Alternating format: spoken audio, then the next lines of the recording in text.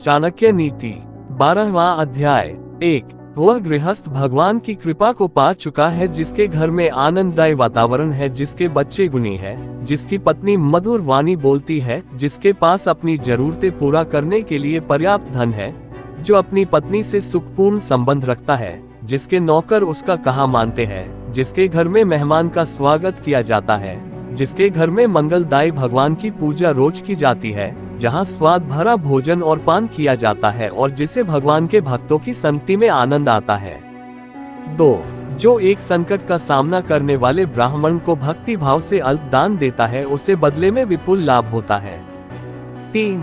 वे लोग जो इस दुनिया में सुखी है, जो अपने संबंधियों के प्रति उदार है, अनजाने लोगों के प्रति सहृदय है, अच्छे लोगों के प्रति प्रेम भाव रखते हैं, नीच लोगों से धूर्ततापूर्ण व्यवहार करते हैं, विद्वानों से कुछ नहीं छुपाते, दुश्मनों के सामने साहस दिखाते हैं और बड़ों के प्रति विनम्र। 4। अरे लोमड़ी, उस व्यक्ति के शरीर को तुरंत छोड़ दे जिसके हाथों ने कोई दान नहीं दिया, जिसके कानों ने कोई विद्या ग्रहण नहीं की, जिसके आंखों ने भगवान का सच्चा भक्त नहीं देखा, जिसके पांव कभी तीर्थ क्षेत्रों में नहीं गए, जिसने अधर्म के मार्ग से कमाए हुए धन से अपना पेट भरा और जिसने बिना मतलब ही अपना सर ऊंचा उठा रखा है, अरे लोमड़ी, उसे मत खा, नहीं तो तू दूषित हो जाएगी। 5। धिक्कार है उन्हें जिन्हें भगवान श्री कृष्ण, जो माँ यशोदा के लाडले हैं, उनके चरण कमलों में कोई भक्ति नहीं की, मृदंग की ध्वनि धिक्तम करके ऐसे लोगों का धिक्कार करती है। 6। बसंत ऋतु क्या करेगी यदि बांस पर पत्ते नहीं आते, सूर्य का क्या दोष यदि उल्लू दिन में देख नहीं सकता, बादलों का क्या दोष यदि बारिश की बूंदे चातक पक्षी की चोंच में नहीं गिरती, उसे कोई कैसे बदल सकता है जो किसी के मूल में है। 7। एक दुष्ट के मन में सद्गुणों का उदय हो सकता है यदि वह एक भक्त से सत्संग करता है, लेकिन दुष्ट का संग करने से भक्त दूषित नहीं होता। जमीन पर जो फूल गिरता है उससे धरती सुगंधित होती है, लेकिन पुष्प को धरती की गंध नहीं लगती। 8। उसका सही में कल्याण हो जाता है जिसे भक्त के दर्शन होते हैं, भक्त में तुरंत शुद्ध करने की क्षमता है, पवित्र क्षेत्र में तो लंबे समय के संपर्क से शुद्धि होती है। 9। एक अजनबी ने एक ब्राह्मण से पूछा, बताए इस शहर में महान क्या है? ब्राह्मण ने जवाब दिया कि खजूर के पेड़ का समूह महान है। अजनबी ने सवाल किया कि यहाँ दानी कौन है? जवाब मिला कि वह धोबी जो सुबह कपड़े ले जाता है और शाम को लौटाता है। प्रश्न हुआ, यहाँ सबसे काबिल कौन है? जवाब मिला, यहाँ हर कोई दूसरे का द्रव्य और दारा हरण करने में काबिल है। प्रश्न हुआ कि आप ऐसी जगह रह कैसे लेते हो? जवाब मिला कि जैसे एक कीड़ा एक दुर्गंध युक्त जगह पर रहता है। 10। वह घर जहाँ ब्राह्मणों के चरण कमल को धोया नहीं जाता, जहाँ वैदिक मंत्रों का जोर से उच्चारण नहीं होता और जहाँ भगवान को और पितरों को भोग नहीं लगाया जाता, वह घर एक स्मशान है। 11।